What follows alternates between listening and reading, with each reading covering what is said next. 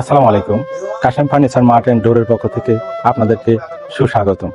আমরা আজকে আসছি একটি বিল্ডিং এ এই দরজার কাজ লাস্ট ফিনিশিং দেওয়ার জন্য। আজকে আমাদের দোকান থেকে 70 থেকে 80% হ্যান্ড পলিশের মাধ্যমে কাজটা শেষ করে তারপরে আমরা দরজাগুলি ডেলিভারি দিয়ে থাকি।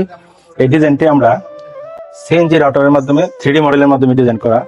এই ডিজাইনগুলি করার পর ডিজাইন শেষ করার পর 70 থেকে 80% বার্নিশ করার শেষে মালগুলি ডেলিভারি দিয়েছিলাম।